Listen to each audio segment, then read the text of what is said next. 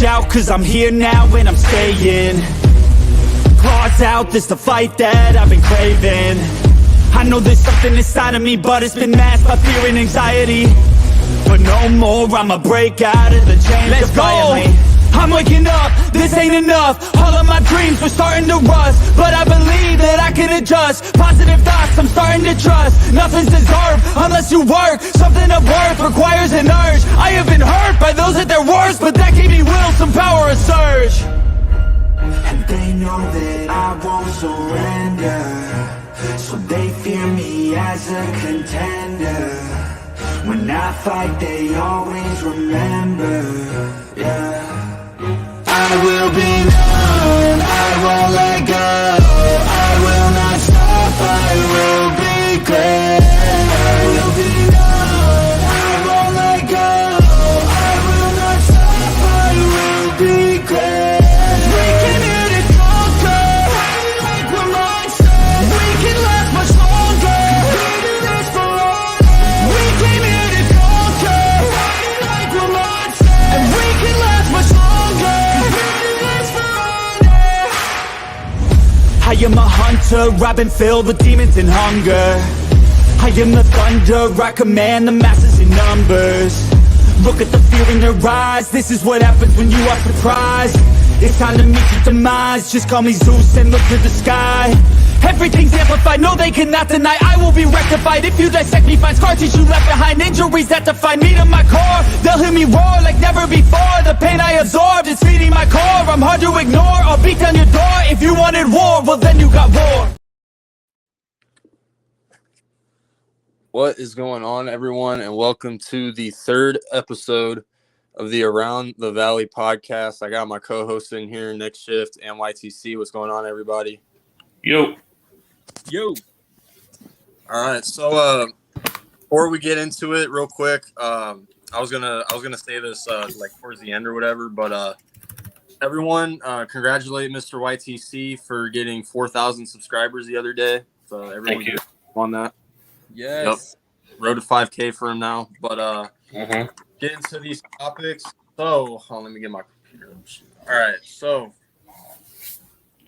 please load. All right, thank you. All right, so the Cardinals traded Isaiah Simmons to the New York Giants. Obviously, we got Giants and Cardinals fan in here. So, YTC, since you're the one that got him, I'll let you go first. Isaiah Simmons to your Giants for a 7th round pick in next year's draft. Thoughts on that? Well, you already know. I like the upside this kid already has. Obviously, things didn't work out in Arizona for obvious reasons, and I think we can fit him in our system because after what I saw in that preseason game last week, we were lining him up at pass rusher. We lined him up at the middle. Like, we put him all over the front seven. To me, he's practically like our discount poor version of Micah Parsons, if you really think of it. Because Micah Parsons was the same way when he came out the draft. He was listed as middle linebacker, but once the Cowboys found he had pass rusher capabilities, they lined him up on the edge side as well. So that's why I want to use Isaiah Simmons. I don't think, coverage should be really an issue because we have Bobby Okereke anchoring him. I feel like we could drop Okereke more and then just use Simmons more as a blitzer, which plays to his strengths and also help against the run. That's how I'd utilize him. So, obviously, when he first got traded, I, like, for a split second, I was like, okay, what are we doing? Because we only got a 7th round pick. But then, like, right after that, I realized, okay, he kind of busted on our team. He wasn't really, like, I mean, we took him 8th overall. Dude tried playing at linebacker. He came into the league as a linebacker. It didn't really work out that well. They tried moving him to safety. He was getting blown by practice squad receivers in the preseason. So probably a change of scenery is probably the best for him at this point. I mean, Giants have a good defense around him, so I could see him maybe, being productive there. But as for our team goes, with or without him, he wasn't really going to impact our team in a good way either way. I mean, this season we're looking at being one of the worst teams in the league. So trading Simmons to the Giants, I feel like we could have tried to get a little bit more in the trade. 7th round pick for next year. I mean, that sounds like pretty much nothing. But at the end of the day, if he doesn't suit out in New York, at the end of the day, it is what it is. But as of right now, I'm going to stand by what I said. The dude was a bust, and I still think he is. The Giants do have a good chance to turn him around, but we'll see what happens. But Randy, thoughts on this division rival getting Isaiah Simmons? Well, I remember when he first came out and someone posed the question to him when he was a rookie before he got drafted by y'all. He was like, they were like, what are you going to do to this league? He's like, he named off 2 players. He said Kelsey and Kittle. And he's like, I'm made to stop those guys. And then he came into the league. And like you said, right off the hoop, it seemed like he was always against it. Always seemed to be having troubles being fitting in with the linebacker course. So like you said, okay, they came in with the new thought. Okay, let's move into like a hybrid safety type deal, right? Where you can play the middle of the field, but then still have the ability to come down on running backs and be able to tackle them. I saw the videos. He was getting burned by dudes that weren't even going to make your squad. So it was like, oh, that's not going to work. But the trade, even though you're calling it a bust, I actually do feel like he will potentially succeed in Wink Martindale's defense just because of the style that Wink plays. And like YTC said, he doesn't have to come in right away and be the guy. You already got Bobby Okuriki there, so he can basically, in a sense, mentor him a little bit. You got some dudes on the squad now this year that are on the Giants, so this is like a sneaky pickup. And like you said, Arizona, you're like a 7th. That's like, Trey Lance got a 4. That's crazy for a quarterback. Yeah. Yeah. But it's like nothing but like we have like, there's like barely anything out there when it came to like college tape and plus his pro tape for Trey Lance. And he still was rewarded a higher pick versus somebody who's been in the league and has traits that can succeed. But I think at times was being overexposed with the Cardinals because of the lack of talent around him. But that's just personally. Fair analogy at the end. But I think with the Giants, there comes like a better coaching style. You guys have a system. You guys know what's going on. I hate to say it, but Arizona, like, it's always something going on with Arizona. Yeah. Like the football team. So, maybe there's a lot put on the shoulders. Maybe he took the leadership role too early in his career, or maybe he is just straight up, like you said, an 8th overall bust. But only time will tell. But as an Eagle fan, it was a sneaky good pickup by them because, I like the kid. I like his upside. But I guess only time will tell. Yeah, which is why we got him. He's good against the run too. So we also, wanted someone that can help stop the run, which is why we picked up Okiriki, who had 150 tackles when he moved to middle linebacker and went on the Colts. And also why we signed a bunch of defensive tackle depth, because when Leonard Williams got hurt, we weren't stopped. We were a turnstile on the defense outside of Dexter Lawrence. They were just running. When we played teams like Detroit, Philadelphia, of course, they just ran the ball and had their way. Even Washington had their way with Brian Robinson. We couldn't stop a nosebleed in that game. It was just only the play calling that, got us the advantage over them. But after that, really, we couldn't stop the run, which is why we got a bunch of, run stoppers this past offseason to help the front 7. Yeah. Yep. And speaking of Trey Lance, I was actually going to get to that next. So Trey Lance traded to the Dallas Cowboys for a 4th-round pick. Now, if you guys saw my video, you guys already saw my reaction to it, but obviously the one I'll give pretty soon, it will be a professional thought. So YTC, Trey Lance traded to you and Randy's division rival, the Cowgirls. So what are your thoughts on that? Man, this is really dumb from both ends, in my opinion, because from the 49ers perspective, right? Let's go with them first. You picked this kid number 3. You gave up all these assets that Miami looks like they hit on, in the last draft. And now you just gave up after him 2 years. I get he was hurt and all, but you could have at least waited for his rookie contract to play out.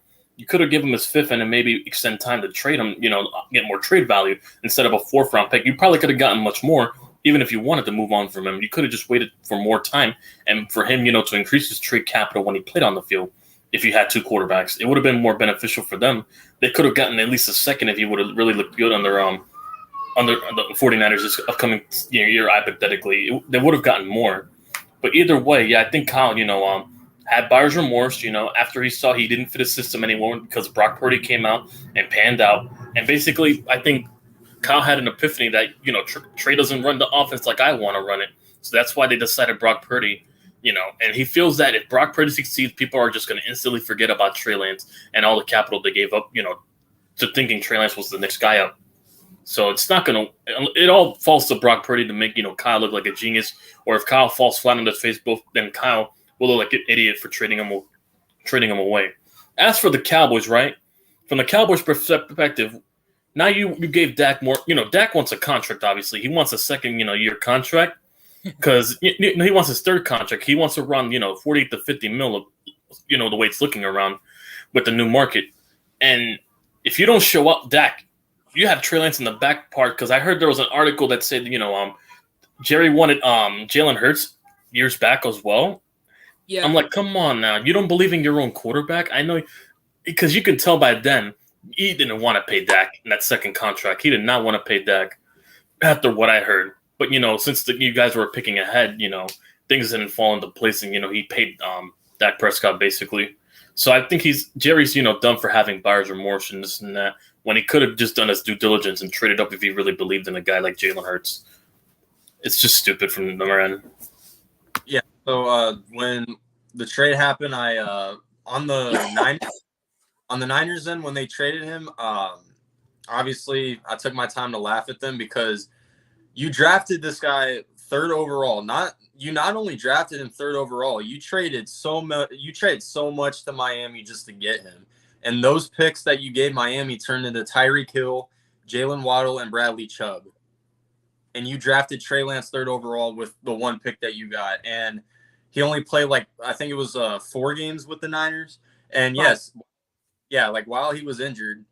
So at the end of the day, you did give up on Kyle gave up on him way too early, and he kind of contradicted himself too. Because I remember when they first drafted him, they said, "Oh yeah, Trey Lance is the future. He's going to be the future of this franchise, this and that." 2 years later, he's gone for basically nothing. And for the Cowboys, them getting Trey Lance, see, that tells me that they clearly don't believe in Dak Prescott. So obviously this move right here, kind of questionable if you're a Cowboys fan, but I mean, at the end of the day, Dak Prescott is trying to get paid again. So I can understand getting him in case they don't pay him. He goes somewhere else and they need, a backup plan like Trey Lance. So in some ways I can understand the Cowboys getting him, but majority of ways I don't. But as for the Niners go, and you have to realize coming into this season, you have one of the worst quarterback questions this season out of any team. I mean, if Brock Purdy gets injured again in that same shoulder or elbow or whatever, you have to rely on Sam Darnold. So Brock Purdy goes down, your season is basically over, unless your defense could do what they did last year and take over this and that. But didn't help him in the divisional game. Yeah, it would help, but at the same time, it's I feel like they should have given him at least maybe 2 more years. But I don't know. That's what I think. Randy, what do you think? Yeah, I mean, you both said everything that was needed to be said. The only thing I wanted to add was when they interviewed Dak about getting Trey Lance, you could tell by Dak's demeanor, you could tell by how quickly he answered it, and you could tell how while he was answering it, he was looking people in his eyes like, no one called me, no one told me what was going on. He's like, as far as I know, I'm still the quarterback of this franchise. He's like, I'm Dak Prescott. He was just I think he felt slighted a little bit by this. I think he's now he understands that the writing is on the wall. He knew before that he could all beat his backup, no problem. But now with Trey Lance in, a lot of question marks, but the upside is apparently through the roof. He's like, oh shit, now I have to play good. Now I have to make passes. Now I have to do X, Y, and Z. And we got to remember too, the guy came off, playing the shortest amount of playing time with his injury, but putting up the most interceptions last year. Does this now even maybe play a little bit of a factor in the back of his mind when he's dropping back and he's, forcing one into coverage or whatnot, and it gets picked off or gets tipped and so on and so forth. So I like YTC said, I don't know, this spells, and you as well, Arizona, this spells.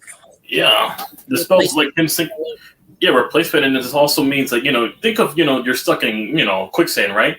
Yeah. The more you panic, the more you try to resist, the more further you'll sink. That's what's going to happen to Dak if it lets it get to his head and he starts making mistakes because of it, and it'll be the reason why he'll get booted out of Dallas. That exact analogy right there.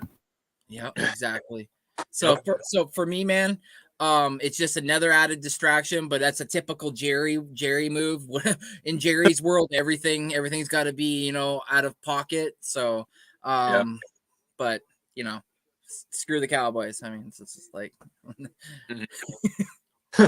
All right, so before we get to the actual topic of the show, let's talk about our teams in the final preseason week.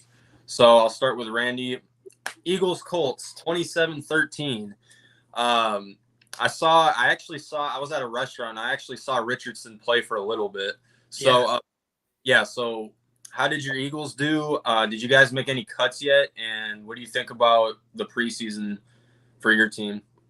I'll answer quick. Yeah, we've already cut our roster down to 70 now. So as of tomorrow, we just got to cut 17 guys. But now with breaking news, Derek Barnett apparently going to his agent Drew Rosenhaus and requesting a trade. That might open up a roster spot for something that maybe a player was on the bubble. So this is that part's interesting as well. But for this game, Richardson played the whole first half. And I think he was 6. I think he completed 6 of 18 or something like that. But the 6 passes that he did complete, I mean, were like, yep. This guy's got wheels. This guy's got ability to get out of the pocket. This guy, hopefully, barring any injuries, this guy has a very high ceiling. I can see why they went after him. After that, they put in what's his name there from Texas? Can't remember his name right now. Yeah, Sam Ellinger, the white boy. They put him in, and he didn't play too bad. He wasn't great, but he didn't play too bad. As for my team, Jake Elliott hit 2 long field goals, 50 plus. So that was nice. I think one was a 53 and one was a 56. So that was nice to see that he's got the range, and he was pretty accurate when it came to being close down the middle. So that was nice. One player that stood out for me that I was really hoping that probably would have made the squad, but I'm almost certain he's not now, was Joseph Nagata, the kid out of Clemson. He had a fumble. He had a nice pass from the backup there. What the hell is his name? Escaped me all of a sudden. Jesus. Backup for us, the Eagles. Quarterback? Yeah, the young kid. Why the hell? From McKee. Stanford. Tanner McKee. Yeah, Tanner McKee. He had a nice pass from Tanner McKee, and a defender came from behind and hit him. And then as he was turning, somebody came in and hit the ball, but he didn't have good ball placement, and he fumbled the ball. So I think that was kind of like a deciding factor on him, because everything else during this preseason worked. But for me, the biggest standout was my boy, the guy that I wanted the Eagles to go after all along, which was Sidney Brown. We needed help at the safety position. He allowed 1 catch on 76 snaps throughout the whole entire preseason. He had I think he had over almost 20 something tackles during the 3 preseason games, and had a coverage rating of just under 39%. So I'm really excited about this kid. I really hope that he makes the squad, and becomes a big time factor for us. So. Yep. Big year coming. Mariota cannot play football. That guy needs to go. And I know he's going to make the squad because we need to back up, and we guaranteed him $5 million. But fuck. And Jalen Hurts will stay healthy. Don't worry. All right. But praise the Lord. Yeah, we'll see. But YTC. Yep. Jets and Giants, 32-24. Rodgers actually played. So how did the Giants do against the Jets in their last preseason game? I already know they were glazing off that 1 touchdown Rodgers had to Garrett Wilson against the third stringer. So, besides that, our defense continuously got pressure on Rodgers. It was crazy. We got 2 3-and-outs on Rodgers that led to the 3-and-out, and then you had just 0 blitzes. It was hilarious to see us running the 0 blitzes with our backup defense, and their starting offensive line was folding, and Rodgers was being hurried out the pocket and making a lot of bad throws than what he normally does. So we were getting to Rodgers. That's the one thing I love to see. Our backups were getting to Rodgers against their starting line. When you have good depth that can get to the quarterback, even though they're not starters, that means if anyone goes down, it doesn't hurt the foundation of the defense. So we could still be just as effective with those guys. But God forbid they don't get hurt. That's the good thing about the defense from what I've seen. As for the offensive side, like Mariota, like you said, for Randy, yeah, Tyrod Taylor's, corn nuts at this point. Yeah, Tommy DeVito outplayed him, and I think DeVito should be the number 2 behind Jones, assuming if he doesn't get, he gets hurt. I think DeVito can step in and, play that role. I'm good with Tommy DeVito as a backup, behind Jones. That's how I feel about it. As for the offensive line, God forbid any of these guys get hurt, because if Andrew Thomas, whoever we put at guard, Schmitz, Evan Neal get hurt, we're going to be paraplegic at offensive line, because they were just, the backups were, just letting DeVito and Tyrod get killed. They weren't having no time to throw, so God forbid one of those starters get hurt. So we got to go find someone on the waiver wire that's coming up this week, I think. Hopefully we can get, a piece in that, offensive line that can, possibly be, backup depth that we can rely on. That's the one thing I'm concerned about. But as for, disappointing, players that I felt had potential, that could have made the team because of, it was Bryce Ford Wheaton, that wide receiver we got, drafted. I thought he was going to make the roster. But, he tore his ACL in that Bears game. Not the Bears game, no, the Jets. That sucked, man. That sucked. I was high on that game for you guys.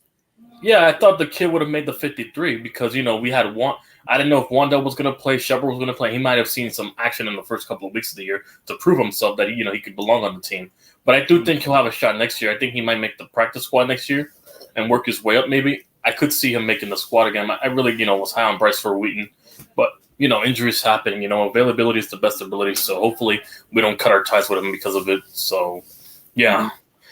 And as for, coaching, obviously, this – fluent from both sides, it's still as effective. The play calling was better. Obviously, we didn't have the personnel to execute the play calling from what I've seen. But, it's going to be promising once we have our starters out there.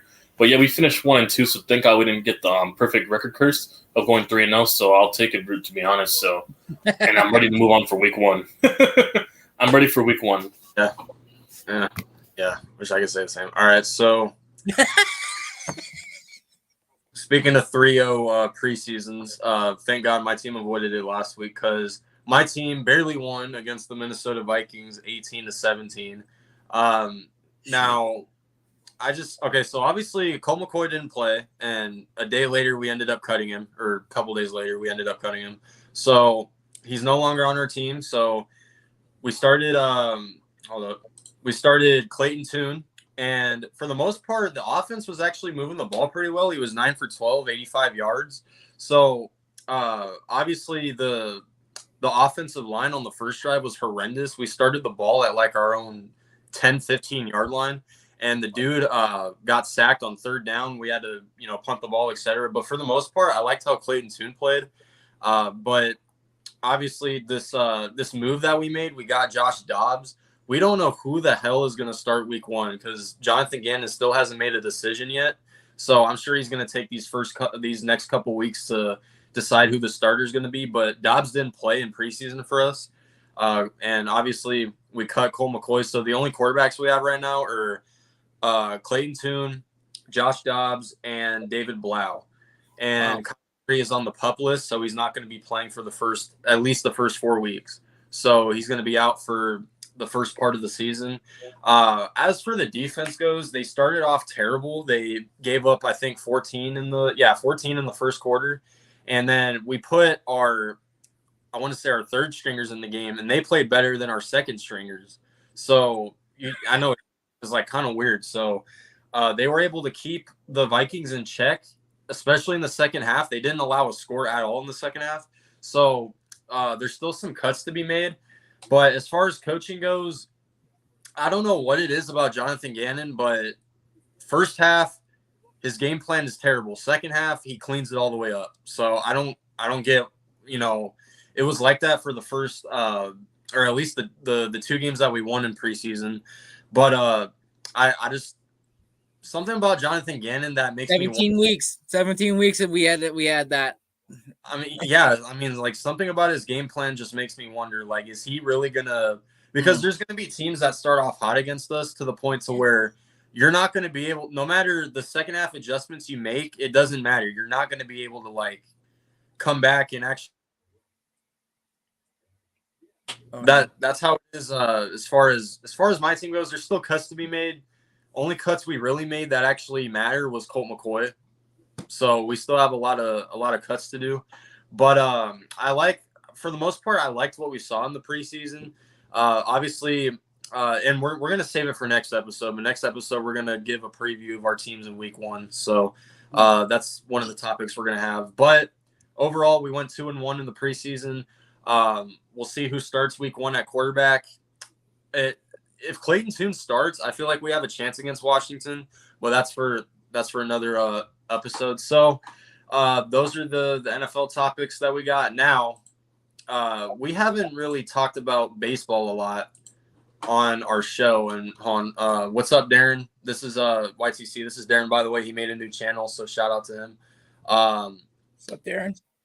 This is so I'll Darren, sub you up.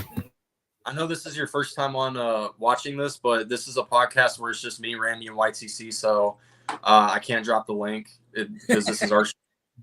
But maybe I'll bring you in as a guest, maybe in a couple episodes, because I know we play you guys week 2. So I may bring you in as a guest, maybe, but we'll see. But let me go ahead and MLB playoffs are around the corner. There's a lot of teams that can still get back in the wild card.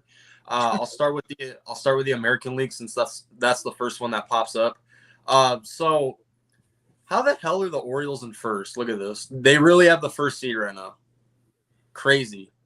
So yeah, they just lost their closer, by the way, though. Batista, he's done for the season.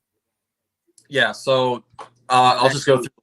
So the teams that are in the playoffs right now in the American League, as of right now, the Orioles are in first, the Mariners are in second, the Twins are in third, the Tampa Bay Rays are in fourth place, first place for the wild card run, fifth place Texas Rangers, who have been terrible lately, and then sixth place you got the Houston Astros, and then I'll read the in the hunt teams.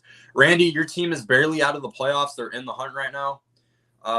And then you got the Red Sox behind you, the Angels somehow, some way they're still in the hunt.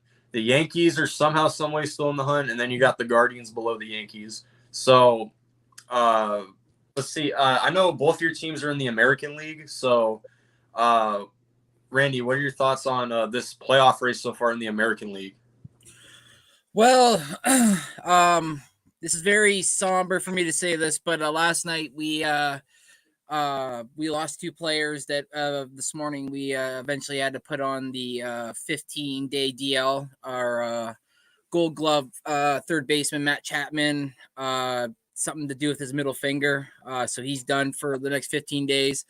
And then one of, if not the hottest bats in baseball before he got hurt and then came back, is Bo Bichette.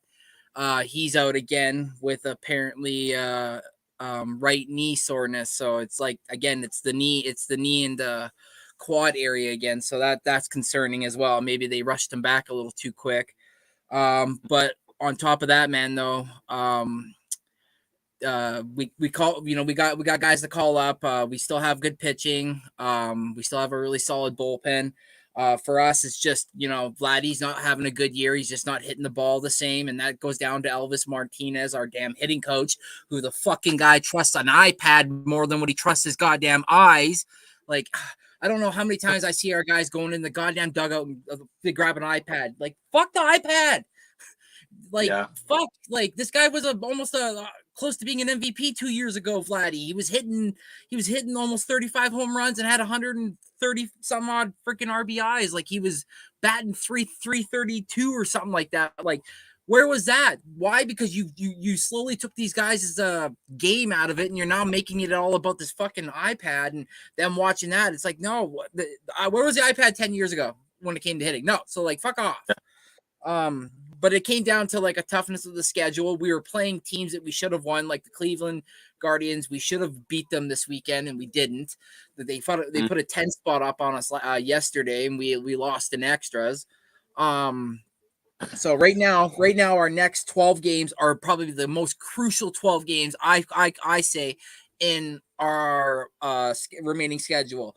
And I think that the Blue Jays need at least 91 wins to get into the playoffs. And right now, as I said, that's pretty much a really tall tale. But the next 12 games go as follow. We got 3 versus the Washington Nationals. Then we got 3 versus the Cardinals. Or sorry, the Colorado Rockies. Sorry. and then we got 3 against the Oakland A's, and then we got 3 against the 4 against. Yeah, no, sorry, 3 against the Kansas City Chiefs before we play the Texas Rangers, and they always play us tough, and they might start getting hot. Who knows? I mean, it looks easy, but can your team, actually live up to it? That's what I'm saying. This is the big 12 game stretch. I almost say they would have to almost go 10-2 in order to potentially have a shot. Yeah, right now we're 70. I think we're 71, or no, we're 70 and 61. So yeah. So I'm gonna pop up the standings right here. So you guys are currently third in your division, 71 and 60. Oh, 71 and 60. So the other way around. Yeah. Yeah. So. YTC, I don't know if you've been watching your Yankees lately. I mean, if you're not, I've kept track, but I didn't put too much emphasis on it. But as for the Yankees, yeah. So they're 62 and 68. They're 2-8 in their last 10 games, and right now they're a few spots out of the playoffs right now in the hunt. So I mean, we're going to need a miracle. But look at the schedule. It's winnable on paper, but I worry more about the team than the teams we're actually playing, because I think we were bottom, and on base percentage without Aaron Judge. Even with Aaron Judge back, it hasn't gone up that much. We don't know how to get on base. We're too analytic driven with Aaron Boone and fucking Brian Cashman stuck up their asses. We rely too much on analytics instead of fundamental baseball and knowing how to get sacrifice hits or get context so we can get guys to score at home and learn how to use outs properly in strategic ways. That's the one thing I hate about my team right now. And then obviously, the players themselves, it seems like nobody wants to play with heart. They're just more concerned about, getting paid their money and not actually going to play out with pride on the field. They're too money driven. And that's why I want to, if your name is not Garrett Cole, or if your name's not Aaron Judge, I think we should just, get rid of everyone and start fresh and build around those two. Because you can't do any worse, because it's no excuse. We went to the Final Four, the championship round, and then we lost to Houston. We're not going to get over that, if we don't get a good team around to compete with that team. And then after that, we went on a slump afterwards, and now we're below 500, 6 games below 500. When 2 months ago, we're like, 20 games or 15 games above 500. I thought we turned a new leaf, but it seems like, they got their head back up their asses. And, now they don't know how to get out of it now. Now they're stuck in a hole that they can't climb out, because we have a couple of winnable games, but now this is the chance for them to build momentum and, finally put it together. But I don't think they will until they prove me otherwise. I don't expect to make the playoffs at this point. I think, at this point, we're more concerned about heading to the offseason and, with the Yankees and, making a decision if we're going to keep Aaron Boone or, Cashman or both, actually. I'm more concerned about that. And at this point, quite frankly, I'm more concerned about the Giants and Knicks at this point, even the Rangers. That's how much, little faith I have with the team right now. Until they show me anything. I heard Jeter's a possible replacement for GM, though. I mean, you can't do worse. You can't do worse than Aaron Boone, so that's not much of a standard to be better than. Yeah, but the AL playoff race, I'm looking at it. I mean, Orioles and Mariners, they've been on fire lately, especially the Mariners. I mean, Minnesota, that's mainly because they play in a shit division. Orioles, though, but yeah, that's what happens when you have a really good farm system and your players start coming up and playing out. That's how the Orioles are good. Yeah, and then and I'm gonna get to my team in a little bit because I love our farm system. But and then in the wild card, I mean, Tampa Bay, they kind of slowed down a little bit, as I expected. I mean, teams that normally start off hot don't really end that well. The Rangers, they've been on a struggle lately, so I could see the Astros moving up eventually. And after Randy named his team schedule, I could see them going above the Rangers, maybe even. So I mean. We'll see what happens there. But as for the rest of these teams, I mean, the Red Sox, I mean, they're kind of a mid team. I don't know. Angels, Yankees, Guardians, I mean, they need a prayer. But Shohei Ohtani is injured. Mike Trout is injured per usual. So, I mean, as far as the Angels go, they should have just traded Shohei Ohtani. Now they're about to lose him for nothing.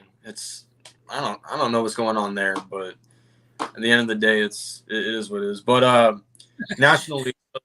So I don't know if you guys have been. I know you guys are American League guys, but I don't know if you've been looking at the National League. So the first seed is every single year. It's a race. Atlanta, the Braves and Dodgers. It's always a race between them for first seed. Milwaukee's third because their division is kind of a little bit worse. Phillies got the first place in the wild card. The Cubs or tied with the Diamondbacks, second place in the wild Yeah, card. what a turnaround with that team. But yeah. They're in third right now. And then below the wild card, you got the Giants, Reds, Marlins, Nationals, who are above the Padres. Isn't that hilarious? Look at this. Wow, the Padres. Nationals are above the Padres. Who would have thought? Wow. Who would have fucking thought? But wow, all that money. yeah, who would have fucking thought? All that money for Soto and Machado, and look at that. Yeah, and they're about to lose him too. So see how it goes there. But as far as my team goes, I'll go first. So the Diamondbacks, they came off a series win against Cincinnati, which was really, really key because the Reds, I think they're a game and a half below us in the wild card right now. So that series, we really needed to win. We beat them 3-1 in that series. They were able to keep De La Cruz in check. He only had one hit in that series, and it was a drag bunt. So that was the only hit that he had. You had guys like Corbin Carroll kind of reviving a little bit because before the Red series, he hadn't hit a home run since I think it was like late July. So it's good to see Corbin Carroll finally get back on track a little bit. Paul Sewald, I mean, besides the third game that we lost, boy, has he been a really good closing acquirement for the Diamondbacks? I mean, before him, you had guys like Miguel Castro, who we need to get off this team.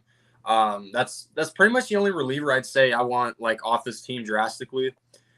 Justin Martinez as well, who can pitch over 102.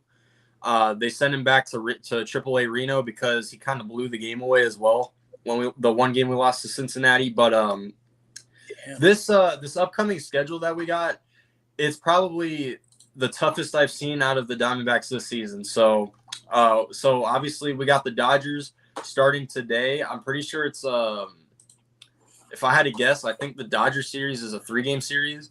So obviously we got the Dodgers after that, and then after them we have the Orioles.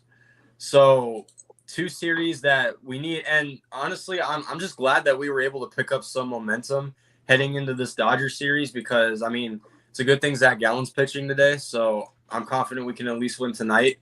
But it's a really good thing we were able to pick up momentum heading into these next 2 series because we're definitely going to need it because the Cubs are half a game above us. And the Phillies, I'm pretty sure they're only like 3 games ahead of us. So we can still catch up to first place in the wild card. I know for sure we're not going to win our division because I think the Dodgers are like 11 games ahead of us at this point. So right now all I'm focused on is getting that first place in the wild card. But if we get 5th or 6th in the wild card, I do want to play the Dodgers because they choke in the playoffs. So I'm okay with that too. So I don't know, Randy, if you've been paying attention to the National League playoff race, but if you do, what are your thoughts on that? Yeah, just like you said about the Twins, the Milwaukee Brewers seem to find themselves in the spot where like they're always just a better team in a crappy division. The Phillies have been playing really good as of late. I guess, hitting themselves out of games, 10, 14 run games. Like you said, the Cubs have been playing themselves really nice.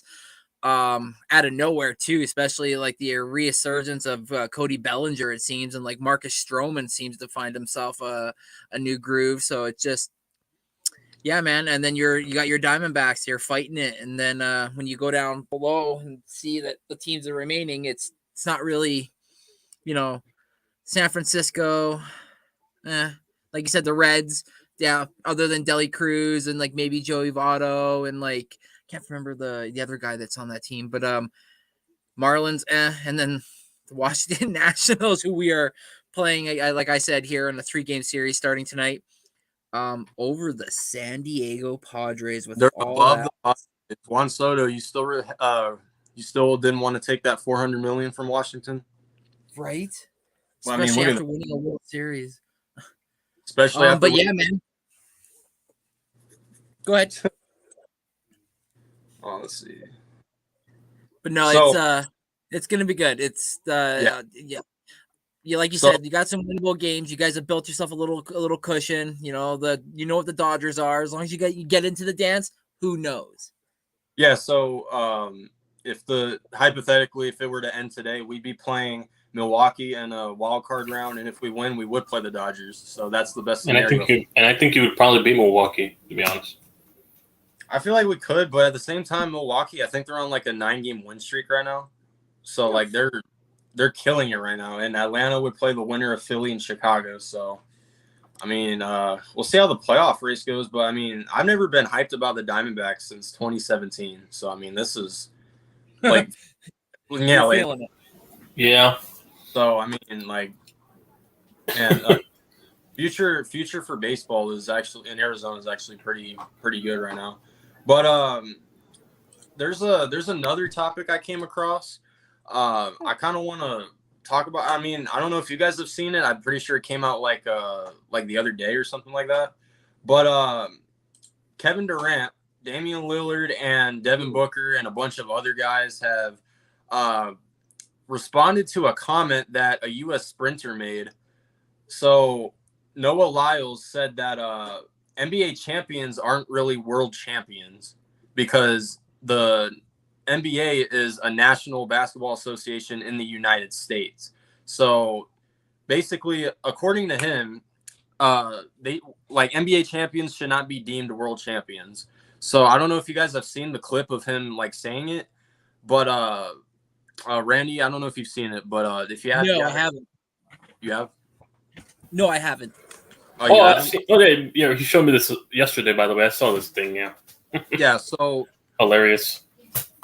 Yeah. So he basically said that because he was comparing it to what was it?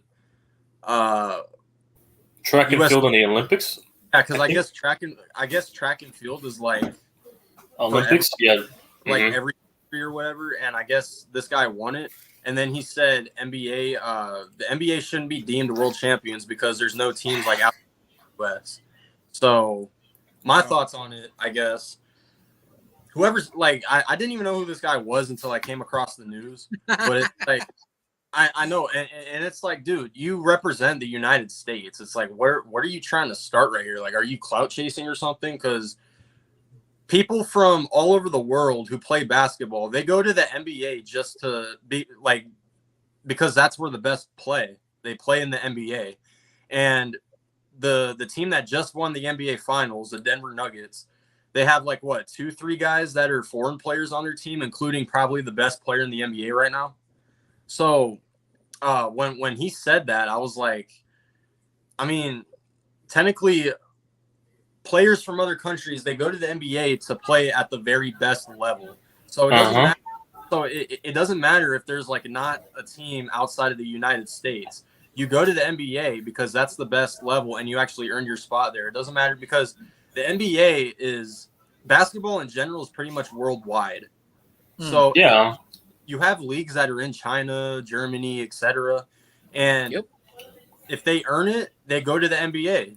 So when you win a championship, you're beating the best of the best, and you're the best team in the world. So that's at least what I think on it. But like I said, Randy, you haven't seen it, but basically, YTC, I don't know if you have thoughts on it, but basically that. I don't have thoughts. His name is Noah Lyles. Is that the guy? Is his name Noah Lyles? Yeah. Yeah. Okay, I gotta go check it out. I'll check it out and I'll make a comment next week for it. Yeah. But I mean, yeah, I literally just came across this actually the little while ago. But I mean, see, this is like, I mean, for him to criticize like that, it's like, you know, you're not just going against Americans, you're going against Canadians, you're going against European, you're going against people. Yeah, like in a sense, it's almost like you are fighting or going up against the best in the world. Yeah. All Olympic style type of team or whatever else. No team is just all American and they win a no, it's not like that in any sport. Hell, yeah, especially hockey and soccer. Hockey. Yeah, we get a lot of people from the Slavic countries and also up in Canada.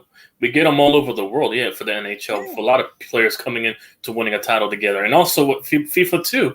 The MLS, for example, there's people that come from Europe and all other countries in the world that come to play for MLS teams. And also owners that are from Europe that own the teams too. So, for example, Atlanta United with Wayne Rooney, and he's from the UK. That's an example right there.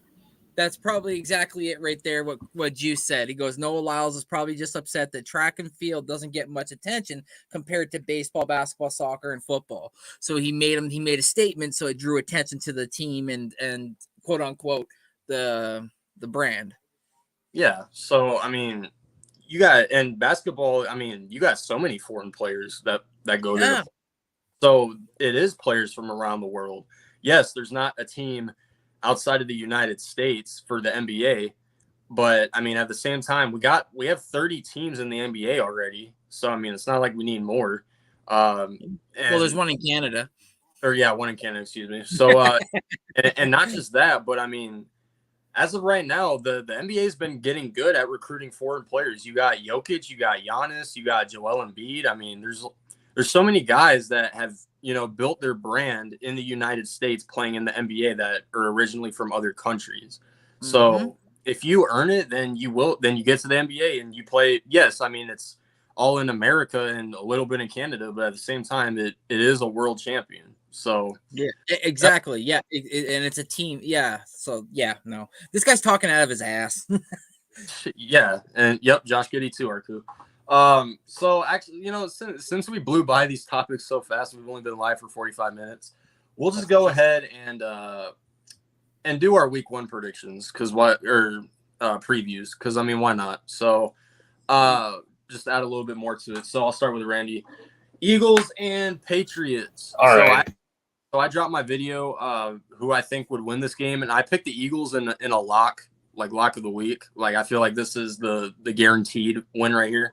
So you're taking on the Patriots. It's in Gillette Stadium. Quick preview. How do you think the Eagles are going to do?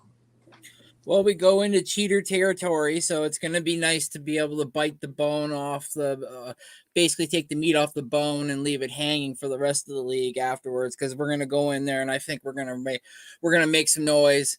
I do understand they got Matthew Judon. I know they got some corners, and I know they got some safeties, but I mean, y'all haven't seen this little rhino we got on our team, and next to his big boy Jordan Davis. Those big boys are going to eat this year. I'm excited. I like you had almost a similar type score for the game myself. It's kind of funny because, we got Matt Patricia as one of our quote unquote special defensive assistants. It's like, let's just be real. If Sean Desai doesn't work out, Matt Patricia's the head is the defensive coordinator, but he's probably there to oversee stuff. But he's definitely like Bill's like this type of guy. Bill's like this, it's good this, and then plus it's Mac Jones. Like, let's keep it real. It's just Mac fucking Jones, and that guy don't scare me. Some of the wide receivers don't scare me. They're defensive players, yeah, they probably scare me more a little bit than their offense, but. I trust Jalen Hurts. I'm excited about the new weapons we have when it comes to the running game with Rashad Penny. If he makes the team, hopefully he is one of the 17 remaining on the 53. I'm excited about Gainwell. I'm excited about Swift. Another year with Swole and Skinny Batman. I'm just really excited, man. So yeah, this game is going to be a lot of fun.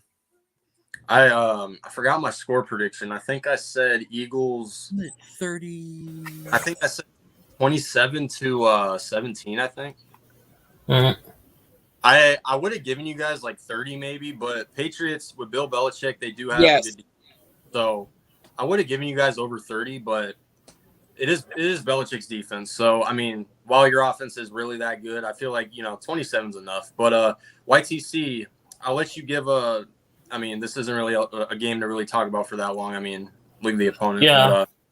But, Eagles Patriots. So, I saw the over and under for this game was 45.5, and you guys are favored by -4 Philadelphia. My score prediction for this game was 21-13. It's going to be much lower scoring. I took the under on that game because two defenses going at it. I think it's going to draw both offenses a bit off. But I think the Eagles, since they have a better offense, they're going to be able to pull away. It's going to be a slugfest for like the first half, I think, because they're at home. They're not going to give up that easy. So, but I think Philadelphia might run away in the second half, which is why I had a 21-13. I think it'll be low scoring. All right, YTC. I'm definitely, I'm definitely gonna watch this game. I'm definitely gonna watch this game. Hold on, I'll zoom in for you guys. Hey, it's prime time. Who isn't gonna watch this? Yeah, I mean, because I don't pay attention to either team, but I'm definitely, and it's an NFC game too, so I'm definitely interested. But YTC, your Giants are playing the Cowboys at home Sunday Night Football. So, quick preview of that. What do you think? We're playing Dak again. It seems like he just has a stronghold on the entire NFC, man. I think they put out this record. He's 24-4 since his rookie year. He's had a really strong hold on the defense, and 2 of those 4 losses were with us. And that's, it's been for so long, any practical team in the NFC East, has had a stronghold on Dak Prescott. It's just he manages to figure it out. That's the one concern, obviously, is Dak himself. But we almost beat him last time, twice. It's just our offensive line kept getting hurt. And also, we kept getting sacked, and that Dallas defense, kept getting to us. And I think we made adjustments to the offensive line in that, assessment right there. And, I'm not concerned with our defense getting to Dak. I think we can get to Dak. It's just how I feel the offense is going to play against that Dallas front seven. That we have, we struggled against that 1 week 3 game specifically. They were just murdering us, and DJ had no time to throw. He wasn't going to be able to get, any completions out that much with that front seven coming at him. That's the only concern I really have heading into this game. But I think, after the 2 games we played them with 1 score, I think with a coach like Brian Daboll, he's going to make adjustments. I think we're playing a more, they're playing a more healthier Giants team at home. I do think we can win this game. I had us winning 23-21 by a last second field goal. I think we'll drive down the field and get the, field goal winner to walk it off. That's how I, have this game going down. Mm-hmm. So I said 27-23 Cowboys, and I could see the Giants winning this game. I'm not counting them out or anything like that. They definitely have what it takes to beat the Cowboys, but my biggest concern is, history doesn't lie. They haven't beaten Dak Prescott since his rookie year. So until I have to see them beat the Cowboys, like at least this week 1. They are at home, so I could see them doing it.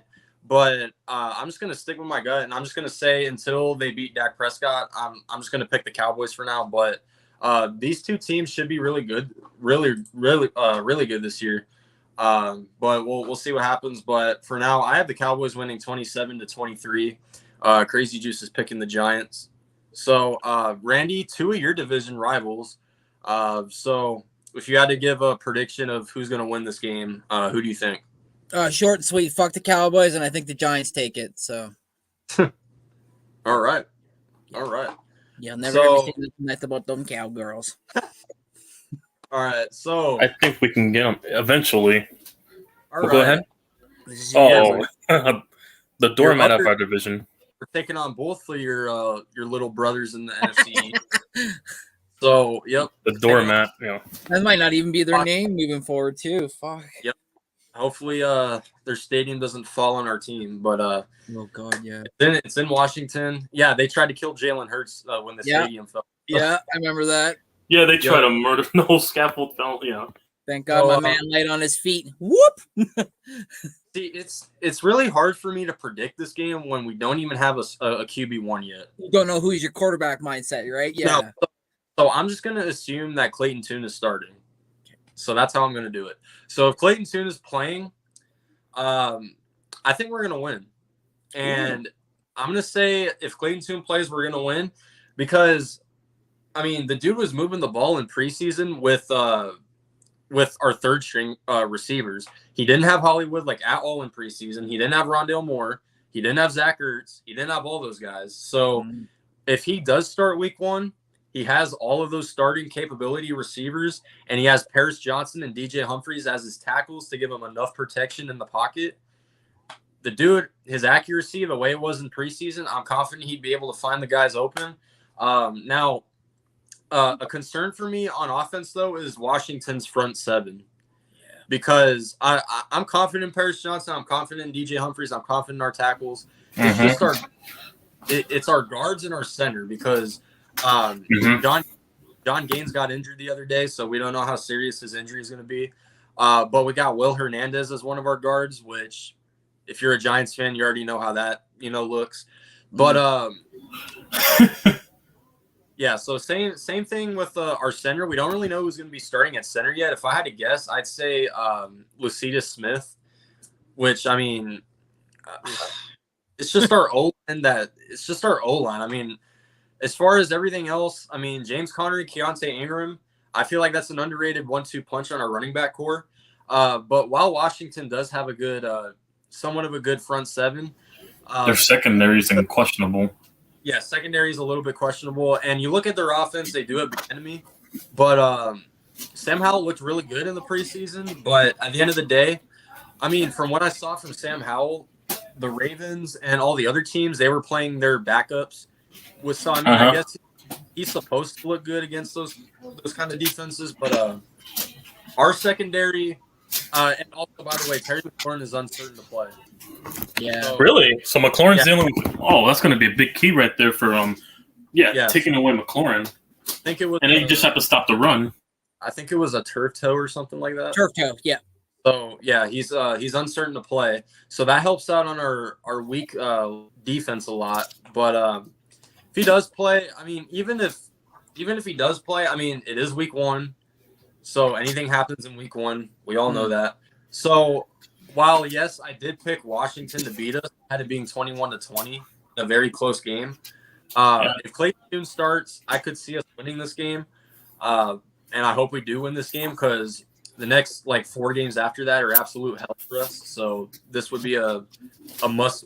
This would be really good for us. But while we're at it, let's go over the entire week 1 schedule and let's give our picks on it. So the season opens up with the Lions and the Chiefs. So I'll let Randy go first. So Lions Chiefs season opener. Who you got? Yeah, I'm gonna take the Chiefs. Yeah. So YTC? Kansas City 31-27. 31-27. I had it being. Well, it's 26 actually. Well, correction, 26. Yeah.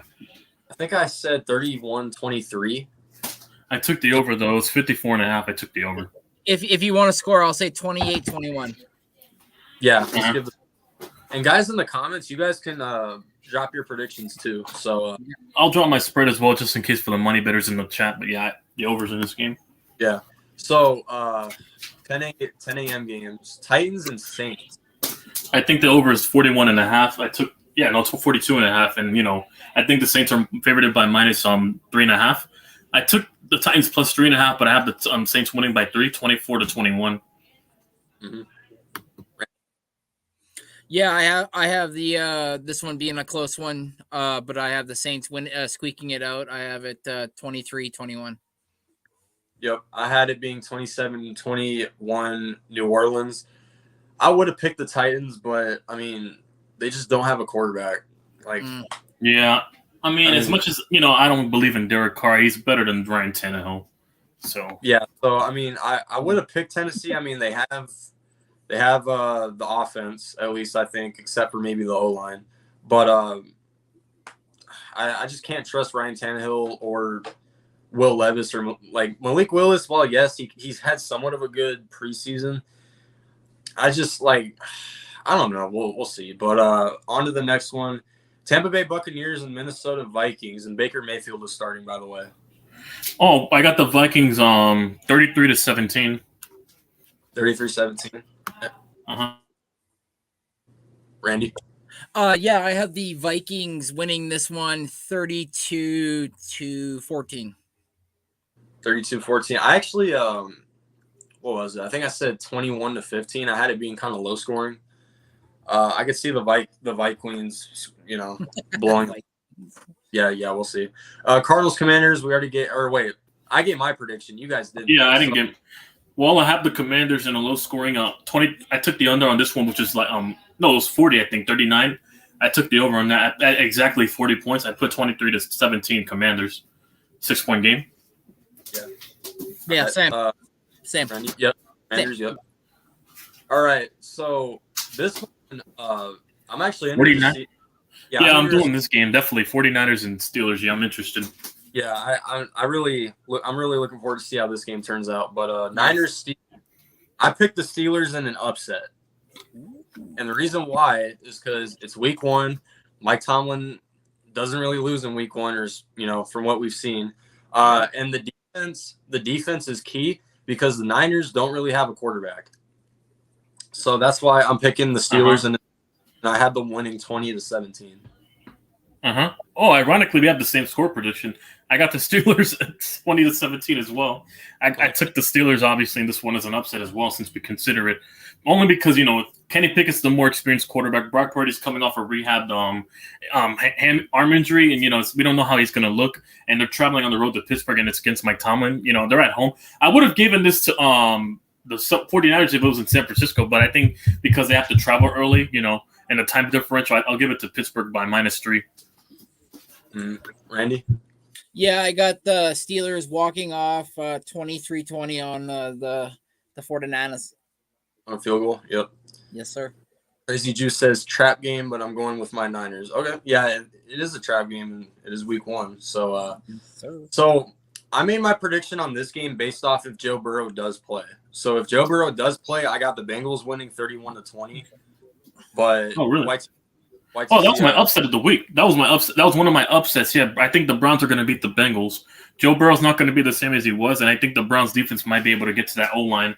And I have a feeling since they're at home, I think the Browns are going to, showcase and shock the league that they're a new team with Amari Cooper and Watson proving that, he's back to what he once was. I think this will be a statement game for the Browns and for Deshaun Watson to tell the people that he's back, to what he was before the allegations. Randy? Yeah, same with YTC. I agree. I'm picking Browns over Bengals, but my score is going to be the Browns 28. The Bengals are going to be 24. Yeah, I could see that happening. All right, so let's see. Panthers and Falcons. I picked Atlanta to win by a field goal. Give me Atlanta too. Yeah, me too. 19-16, low scoring. Yeah, 19-16. I don't trust both offenses, but only because Atlanta can run the ball and they have a defense. I think Bryce Young's going to struggle early on because obviously he's a rookie. I do think the run game will be able to carry the Falcons and help Desmond Ridder make his progressions more easier, or whoever the quarterback week 1 is. I think they'll be able to navigate a run in that. It should be a very low-scoring game, plus they're at home, so I'll take the home team on this one when it comes to these predicaments. Yeah. Randy? Yeah, same. Colt McCoy got released. Yeah, I saw that. What's up, Robert? Yeah, I saw that. Damn. What's up, Rob? Yep. All right.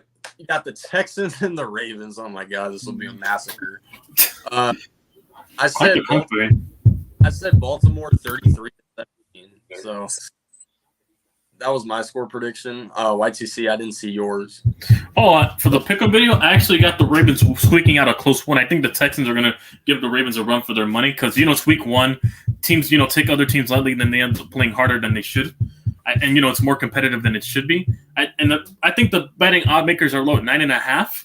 I do think it's very disrespectful to the Texans. I think they're going to prove with the defense, that they can hang with Baltimore. And plus, Baltimore does tend to struggle against teams that they're supposed to blow out, and then they have to squeak out wins.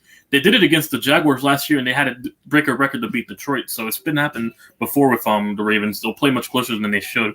So I got this game, even though the Ravens winning 23-20. I don't think it's going to be a blowout though. All right, Randy? Yeah, I got the Ravens winning this one 28-17 over the Texans. Yep. All right. Jaguars Colts. I said 27-17 Jacksonville. So that was my prediction. I like that. Same. Yeah. Jaguars 23-14. That's it's the Colts. They're doing I think they're doing a disservice to Richardson starting them early. Throwing him to the wolves up against that Jaguars defense, and I think they're going to make a statement. Trevor Lawrence is going to light up that defense. And obviously the connection between him and Christian Kirk and Calvin Ridley has been outstanding in preseason so far. So I think Lawrence is going to have a statement game in this game. Yep. Yeah, I just can't. I feel like they're starting Richardson too early. I just can't I don't know. We'll see what happens. Packers, Bears, the old rivalry. Yep. Oh, this one's a toss-up right here. This was hard for me to do this week. Where's that Michael? Game was hard. Oh, wow.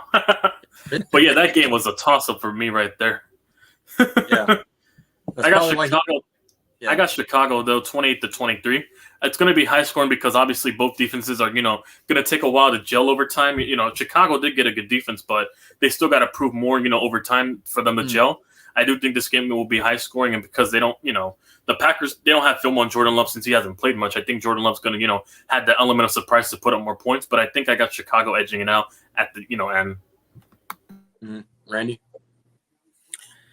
Yeah, Yeah, the unknown is Jordan Love for me. So, but like Yeah. YTC said about the Bears and like the defense, like it's going to take a bit to for everybody to gel and understand where one's going to be. But I find this one being a bit closer. I say the Packers win 23-21 over the Bears. Okay. I say, Upset. All right. no, not really an upset. I mean, both teams are trash. Yeah. Well, according to the betting makers, yeah, I think Chicago's favored by -3 and they're at home. So yeah, Not surprising. that's why. But I said Bears 26-20, and that's because we don't know what Jordan Love can do. But we'll see what he does this season. Eagles Patriots already gave our thoughts on that. Lamb chop lovers and sea chickens. I said Seahawks win 27-23. So that's what I said in my video. YT. Well, I got Seattle as well. I got them winning 27-17.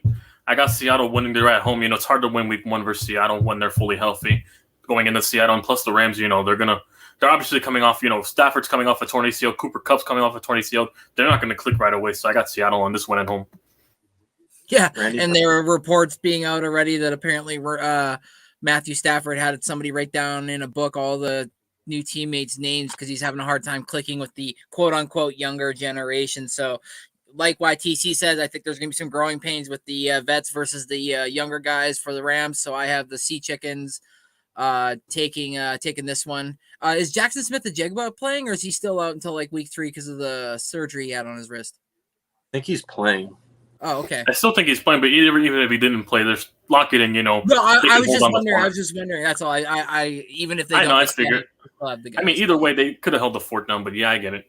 Yeah, but my score 24-10. Yeah.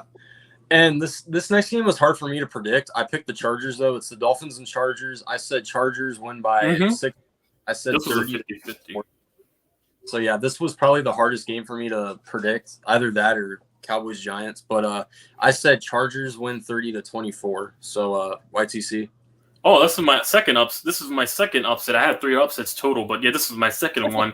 I got the Dolphins over the Chargers here. I think that Miami defense is going to gel, against that Chargers offense. And, I think when it comes to coaching, I think Mike McDaniels is going to outcoach Brandon Staley. I think, Tua's more better than – in my opinion, I think Tua's better than Herbert, obviously. But, because he can, obviously that's the question, obviously, with that could be a struggle, too, because the Chargers defense is healthy. That was one of the keys why they struggled later in that second half. So I think, with them being healthy does play the factor because the Miami O-line is, not that good. So that's going to play the factor. But I don't know how they're going to do after coming off injuries. So one's going to have to offset the other. But I think on the road, Miami's going to win this just because they have more firepower on the offense and their defense might be able to, contain Justin Herbert. Mm-hmm. Yeah, so I picked the Chargers. Raiders Broncos. Now, for now, I picked Broncos. I said 24-20, but I wouldn't be shocked if they beat the Broncos. It's the Broncos. I wouldn't be shocked. It's a rivalry game. Yeah. Week 1, it's full of upsets. This might be one of them. I wouldn't be shocked if I'm wrong on this one. But yeah, give me the Broncos, though. They're at home. I got them a close game, 24-23, close. And I'll go take the Broncos to edge it out on a game-winning drive touchdown or something like that. In Broncos fashion. And I think, their defense is more complete than the Raiders. So I'll just go with them. All right, Randy. Yeah, this is interesting. But for me, I'm going to go Broncos. New coach. He's going to have a new tougher system in place. None of this Russell Wilson gets all his massage, own parking, office, blah, blah, blah. So there's going to be a new sheriff in town, and I think we're going to be kind of blown away by the Broncos a little bit this year. Do they have enough talent? That's the question. But for this one, I got the Broncos. I say 24-17.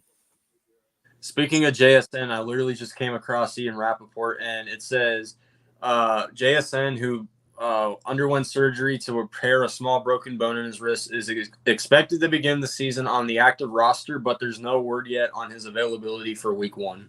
Okay. It might just fuck him in. That's all. Even if he doesn't play, I still feel like they'll win. But yeah, they'll still win. Or he'll put him in week 2 and they'll use him in plug-in plays. Yeah. In my opinion, game of the week, Cowboys Giants. We kind of already said it, but I don't know if we said our score. Yeah, I said the Giants 23-21. I have us on a game-winning field goal.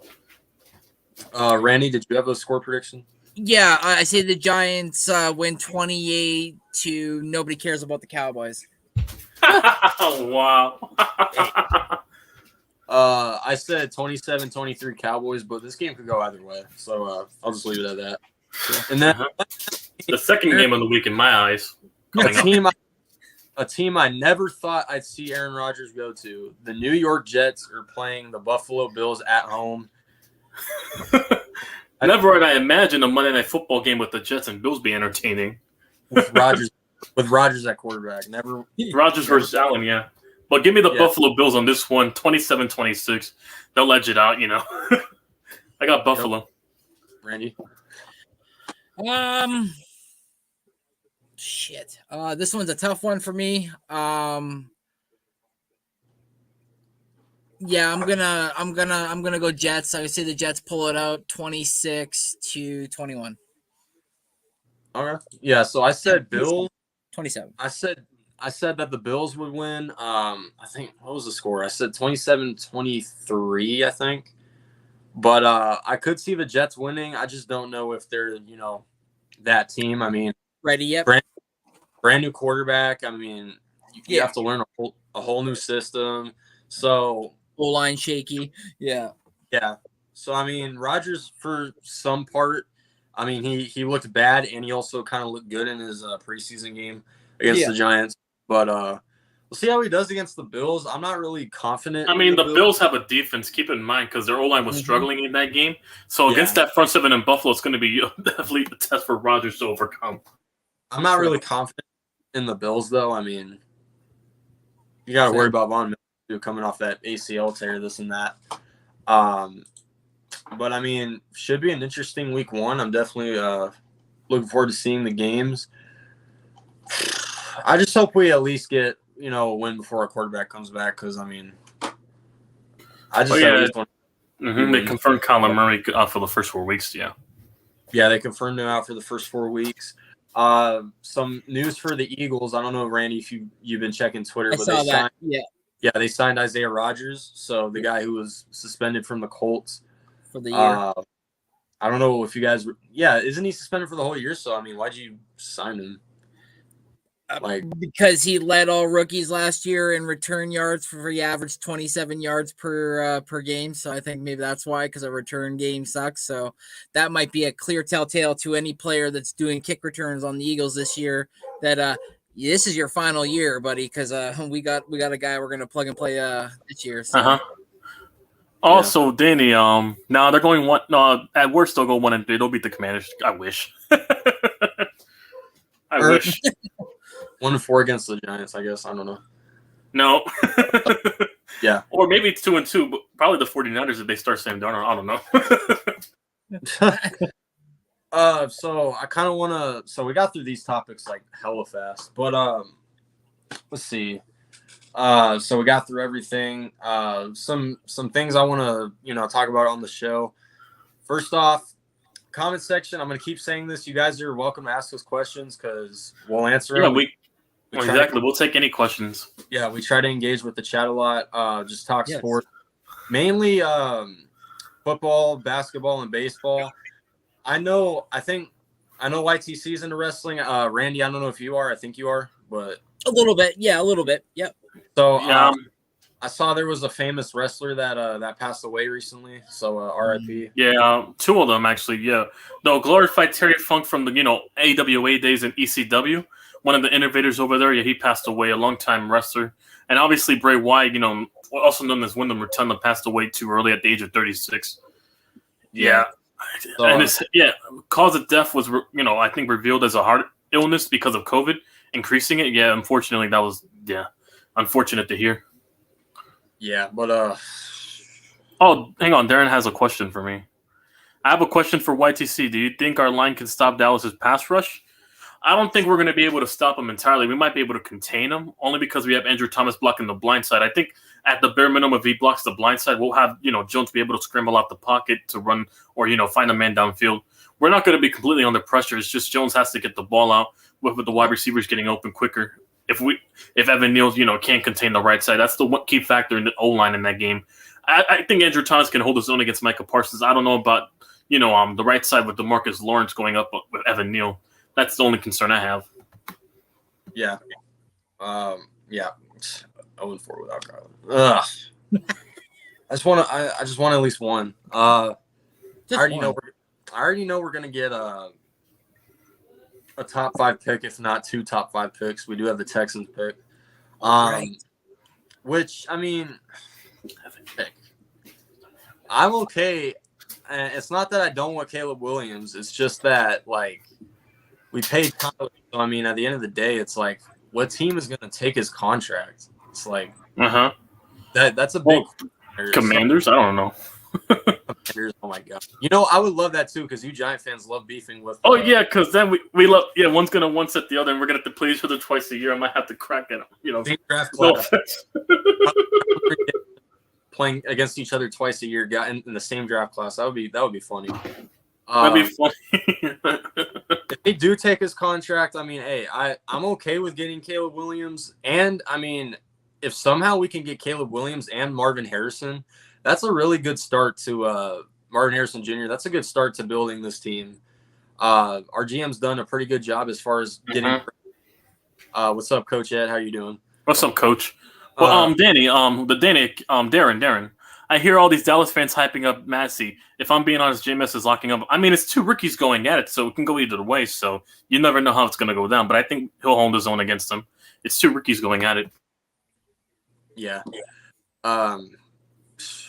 Man, this NFL season will be interesting though. I mean, I'm so excited, man. Like every day I wake up, it's like I want it to be today, or fuck. Yeah, I just want it to be Thursday night. Like as soon as I go to bed, wake up 2 days later, it's Thursday night football this coming Thursday. That's how I feel. Yeah. Yeah, I just want my eyes to open up and hear it's kickoff and the season has been. Oh fuck, here we go. Let's go. Pads smashing, beer drinking. Yeah. No, you know what all men want to hear? I forgot who it was who hosted NFL Red Zone for 77 hours of commercial-free football in the Red Zone. Jeez. That's so what they wanted. Was it September 10th? I think Scott Hansen? Yeah. Oh, Scott Hansen. There you go. So we got September 10th. So we got Eagles. 13 days, I think. 13 days until the opener. Next shift is a Philadelphia Eagles fan. Yeah, Philly. Oh, you got it tatted too? Okay. Wow. I bleed eagle, bro. I'm sorry. Well, I guess I'm gonna have to get my calf tattoo. Yeah, I'm gonna have to get a calf tattoo with the Giants logo or something. I might do it. And then get all the Super Bowl titles, and Roman numerals on the side of it. Yeah. Put the Roman numerals of the Super Bowls. That'd be dope. Yeah. Oh, I'll get the Suns title when they get it. Fucking. Yeah, there you go. Yeah, exactly. Just don't do it prematurely though. Don't do it now and then with that guy. There was that one Celtics fan before they lost to the Warriors that got that shit. I was like, well, what the fuck are you doing? Like, but then again, there's the Troy fans who did the Super Bowl logo this year coming up. The Troy fans. And matching chest tattoos. I might take you on that offer. I might take you on it. I mean, that is your team, so I mean, what loss is that? But yeah. Shoot, what was I about to say? I've been kind of having like a hard time finding other co-hosts.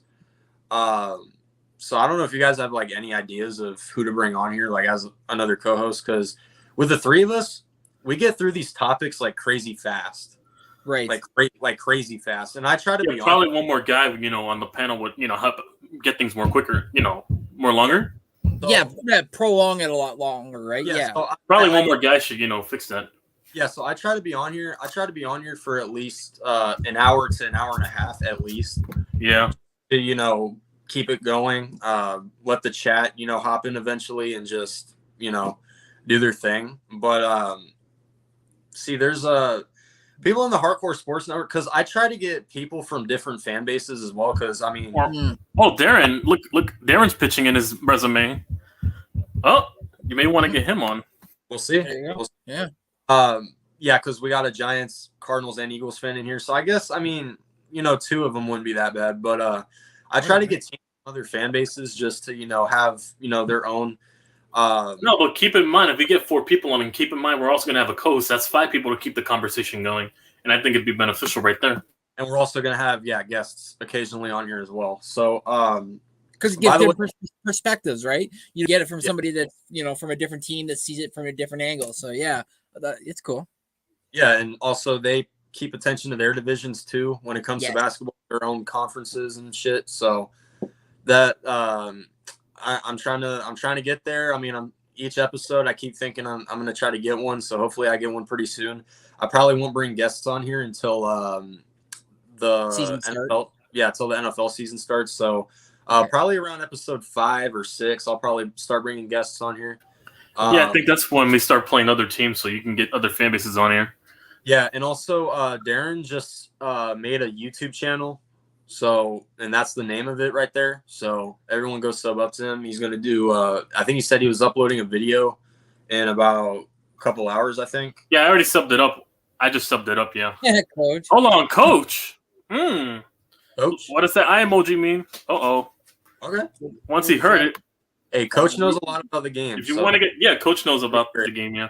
That'd be great. He knows a ton about the game. So I definitely wouldn't mind having Coach on here. So, but there's a lot of options too, especially in the Hardcore Sports Network. So there's definitely, I think we have we have a big group chat, like at least 40 people? Yeah, almost 50. Yeah, it's like 47, 48. Yeah, and by every other day, Mitch adds another person to it. So yeah, you find somebody new. Yeah. Yeah, so we keep growing, but this was only the 3rd episode, so we're kind of starting off small, which I mean, that's is what. Yeah, but wow. Yeah, see how it goes. I mean, Well, that's the thing, though. Right? As soon as the season starts, that we'll have so much more to talk about because there'll be games to talk about. There'll be games, and plus the leagues are going to be coming together. The NBA is going to come together during the middle of the season, during the NFL season. I mean, playoff baseball, obviously, NHL coming back a lot. Yeah, but by the month, into this podcast, we'll have more to talk about and probably have more longer shows. I was hoping James Harden got traded. We could talk about that. Oh. Yeah. No, he opts out of the NBA and stays in Japan and signs with the Chinese league. Especially if it were to a team that I can't stand, like the Clippers, I would have. Oh my god! Oh, yeah.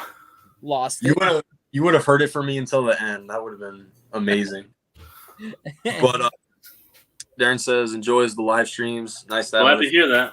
Glad to hear that. Yeah, but yeah, on here we also talk about basketball. I know Darren; he's mainly a LeBron fan, so I know he watches basketball. Fortunately, he's a Dodgers fan, I think. But hey, yeah. Let's see. Any other comments? Oh, Crazy Juice, hold on, it's about to pop up. Thoughts on the Derek Barnett news? I forgot about that. Yeah, you want to give your thoughts, Randy?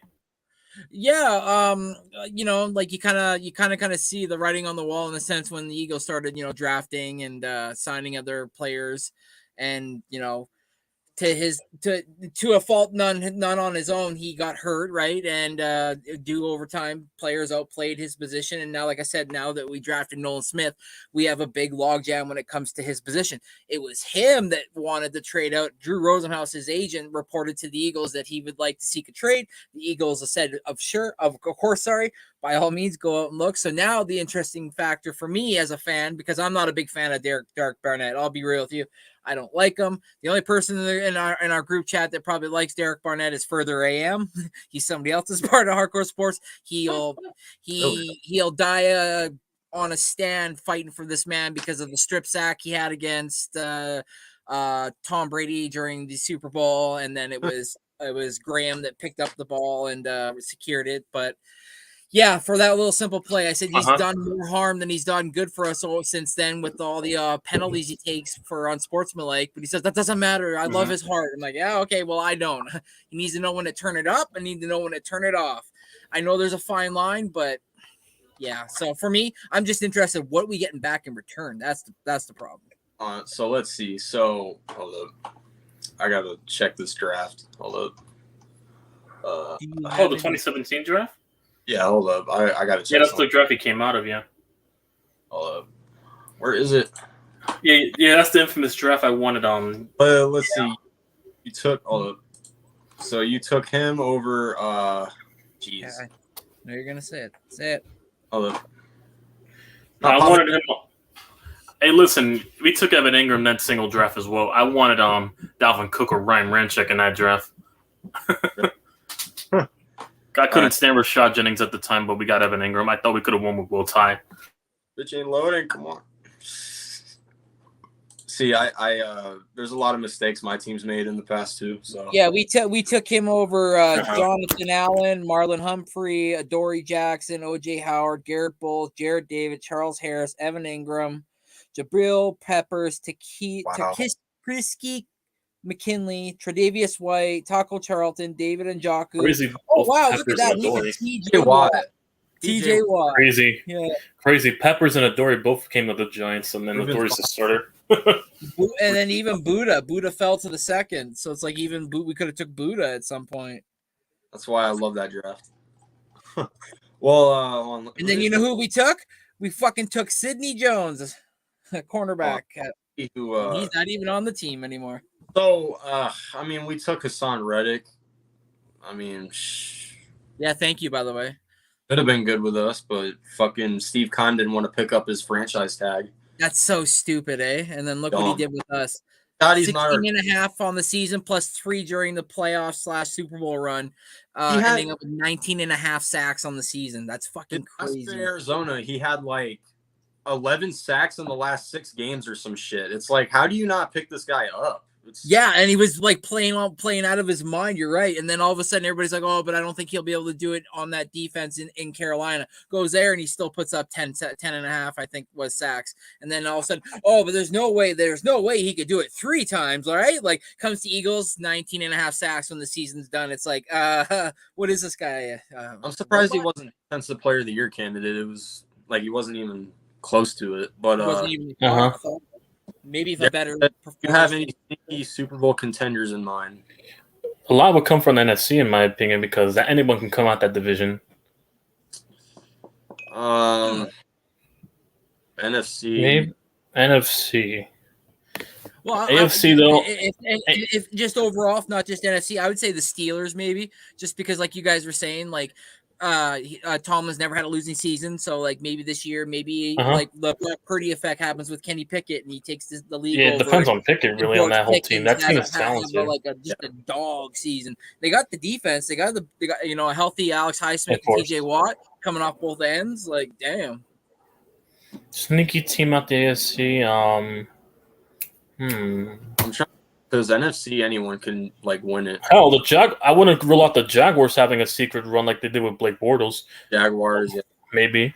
If their defense takes another step and Trevor Lawrence is, the next coming of Peyton Manning from what I hear with the comparisons, he might be the one to take them over there. I feel like they're counting the Ravens out a little bit, so maybe throw them in there. Yeah, but Jaguars I wouldn't rule out on the AFC. Yeah, if they make the Super Bowl. The thing with the AFC is like the AFC is stacked. Like it runs through the Chiefs, the big three over there runs through them. Yeah, the Bills, the Chiefs, and obviously the Bengals. Yeah, those are the big 3. Yes, Darren. From what I've seen over there, we do know what Michael would say. I already know what Michael would say. He good too. The Jags even. Wins we mentioned them. I mentioned with Trevor Lawrence. He might be able to take him. Listen, I'm sorry. Wins are a quarterback stat. I'm sorry. You can disagree. Yeah. Unfortunately, the NFL. I have my opinions on it, but unfortunately, the NFL, they count it obviously. Yeah, when it comes to Hall of Fame criteria. And why do you think people shit on Derek Carr because he didn't win with the Raiders? He put up stats. Yeah. He didn't win though. Exactly. Same thing with Matt Ryan. He put up stats. I think before he got cut or benched or whatever, he was on pace to be top 5 in all-time passing yards, but he didn't win. So I mean, if your quarterback's not winning, then he shouldn't be on your team. At least that's how I see it. I mean, Kyler put up stats in his first 3 years, but obviously it only amounted to 1 playoff appearance and no playoff wins. So at the end of the day, it might lead us taking Caleb. It might not. I don't know. We'll see. But I don't know if you guys watch college football, but I'll have to check in 2 years. I've been seeing Caleb Williams USC schedule, it's not really that hard. Like they play a few easy teams, so I feel like that's why he looks good. But my ASU team is moving to the Big Ten pretty soon, so Well, I'm gonna have to scout who comes out 2026 if the worst case scenario were to happen with Jones, since we have that year 2 opt out. So I gotta check out who's coming out the next 2 years from now. If he doesn't progress like the way we want him to, and we just opt out, and we're picking top 10, yeah, that's a possibility right there. I think for Arch Manning, it doesn't work out. Arch Manning. That's assuming he commits by then. 2 Mannings in your franchise. Imagine. I'm hoping we get Charlie Manning. Eli's son. I'm hoping Daniel's the next guy for the next 10 to 15 years, and then once he retires, we got good old Charlie Manning, Eli's son, and he's like him. There you go. That's the plan right there. Continue the Manning bloodline right there on the New York. Let's see. Darren said you need to have faith in Jones. He's the franchise guy at YTC. Oh yeah, I think he can be. Well, that's just I'm just saying the worst case scenario, since that year 2 opt out is a lingering back in my mind. I think YTC is the biggest Jones supporter I've ever seen. So for the most part, Same. even when they drafted him, even then YTC, said he was the guy. So no, I didn't say he was the guy when he was drafted. I said he was the guy after he won that Tampa Bay game. I saw what we can do. His debut game. Yeah. What was it? 4 touchdowns in the second half. 4 touchdowns, 28 to 10 comeback, 18-point comeback. Damn. Yeah, crazy stuff. But got through the topics. I don't know if you guys have anything else to add. Well, only week 1. Hope one more week close to week 1. I can't wait. Yeah. By the way, I need to make a new outro. I need to make a new outro because yeah, I lost mine when I need to make one. Yeah, because I lost mine when No, I gotta make an outro. You know why? Only because the pick'em videos. Because at the end you could just tell people to subscribe and recommend other suggested videos. I want to make that outro. That I gotta do for when I'm done. Yeah, That's a good I gotta do one. Especially for the next episode, I'm definitely gonna try to kind of up this a little bit more. Yeah, no. But anyone else in the comments got anything else to say? I'll give it a couple more minutes. Yeah, before we wrap up, close up shop. But next episode, hopefully some news. Hopefully some news happens because we haven't really seen a lot lately. Yeah, we're likely gonna get the guy. Our teams are gonna have their cuts tomorrow, so our next episode will be able to be like, wow, so and so team cut this guy. I did not see that. And also waiver wires. And also, what about waiver? And also keep in mind waiver wire because expect all our teams to be in the market for guys, sign off to other teams that don't make the team, and they pick them up. Those are going to be another topics we talk about. And also, more, guys getting the starting quarterback. Yeah, or the starting quarterbacks. Like the starting quarterbacks, being listed into that week. Because some other teams don't have enlisted or the week 1 starter. They wait till like the week of the week 1 to list their starters. So we'll be waiting for that. MVP. Okay then. Hopefully. 15 touchdowns. Hey, listen. But more like. Hey, listen. If he doubles it, I'll win money. Actually, I put money on Danny to throw for 30 just in case as a Hail Mary. He gets 30, like total or passing? Passing. If he gets 30 passing, you know what? How much I'd win? What? 1,600. Damn. Because the odds were very high on that one. So I put a low risk high reward, like a Hail Mary bet right there. Easy money. Interesting. If he does get it, man. Whew. Yeah, I got Lawrence, I got Burrow, I got Allen, and you have Mahomes, the obvious guys, And the odds that they put him, just in case. So interesting. Good luck. That'd be some nice change. Yeah, and I also got Kayvon on one bet too for double-digit sacks along with his son Reddick and Michael Parsons to win like a good 800 or 1,000, I think. Yeah, they disrespected Kayvon on the FanDuel thing. Giants. Like, just put this all on the Giants. Whatever bets there are, Giants. Put it on it. Yeah, I don't mind throwing Hail Marys just to win some money, like $10 or to Hail Mary it. Right. Along with the cuts too, there might also be some trades that we could talk about. Yes. Oh yeah, don't keep in mind there might be trades throughout the before week 1. because a lot of Plus, we stuff got goes FIBA. down beforehand at the last minute. Plus, we have FIBA on right now too, and FIBA's going on, and Canada's whooping that ass right now. We just told Lebanon, it's Lebanon, just no, not for you this year, guys. We patted them on the back and kicked their ass out. We whooped them So- 128-73. I see because Watanabe's on my team, and the Suns keep posting his clips of Japan whooping other teams' asses right now. So Right. and you know Mhm. doing what he does, shooting the 3-pointer. So as far as USA, I'm pretty sure they've been winning a lot too lately. Yep. Yeah. So I see a lot of Austin Reeves stat lines and shit. So Yeah, I'm seeing Anthony Edwards. I'm seeing a lot of his stuff, like him Yeah. saying him. Like a fan yelled at him during a game. Yeah, I think it was yesterday. They were like, "Woohoo!" And he was like ready to take his free throw, and he took it and he made it. And then he turned to the fan. He's like, "Yeah!" And then you just hear everybody start laughing, and it's like, hey, you can't shake this man. He was in a movie with Adam Sandler, for Christ's sake. You know how many times he was made fun of? He's cold as ice right now. yep. All right, hop out, boy. Yep. Just that's about all I got really. Hopefully, Me too. hopefully we could get some more NBA stuff next Yes. up because Yeah, heading into the next year. and obviously baseball playoffs right around the corner. If my team makes it, definitely gonna talk about that. And hopefully Corbin Carroll gets that Rookie of the Year. But anything else you guys want to say? Not much. Rookie of the year. But yeah, week 1, go Giants. Corbin. All right, everyone. Episode 3 wrapped up. See you guys next Monday. And with that being said, we are gone.